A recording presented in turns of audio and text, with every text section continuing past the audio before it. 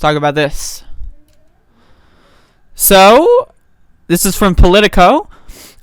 California's legal weed industry can't compete with illicit market. Local government opposition, high taxes, and competition from unlicensed businesses are complicating the state's push to build a thriving legal market. So, one of my problems with the legalization push in a lot of states and a lot of counties and a lot of cities and all that stuff, when it comes to substances like weed and even mushrooms and other sorts of drugs that are currently being decriminalized and legalized all across the country, is that when they're legalized in certain ways, the state, and I don't mean like the state as in like, California, but I mean like the state as in whatever government apparatus exists that is regulating this. The state tries to put these bizarre rules and regulations on them that aren't in, the best interest of the consumer. Like if you want to put regulations on it, so, you need a pure product, no pesticides, that kind of stuff. All right, I'm right there with you. Let's do it. That's a great idea. Right? But the regulations on like, who's allowed to grow, how they're allowed to grow, where they're allowed to grow, what they're like, they need to have prior, they need to be accepted, it just creates this giant weird area where a lot of people end up just like, they would rather just call their buddy on the phone and say, hey, you got something? And then they're going to be like, all right, I'll bring it over right now. Right? And that's the situation that I guess apparently, according to Politico, they're dealing with in California. So let's read this. California's cannabis market is booming nearly 5 years after voters legalized the recreational weed. But here's a catch. The vast majority of pot sales are still underground. What? It doesn't make any sense. It doesn't make any sense. Why you would legalize something in a way that only benefits big business. It just doesn't make any fucking sense.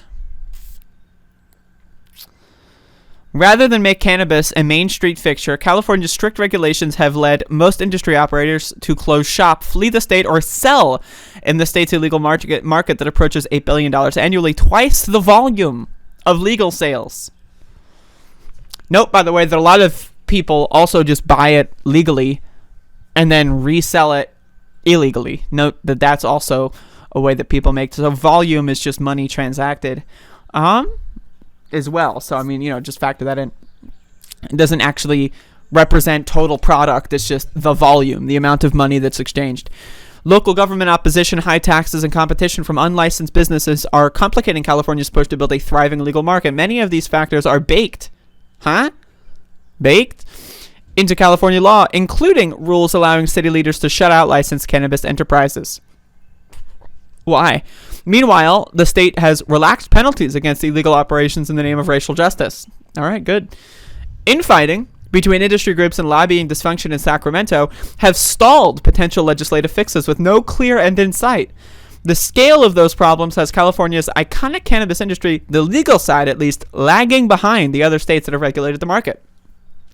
You don't have a real cannabis industry if the dominant portion of it has no interest in being legal, said Adam Spiker, executive director of the Southern California Coalition, a cannabis trade association. There is no other regulated industry in the world that I know of that operates like that. Now, again, what is the point of buying weed legally?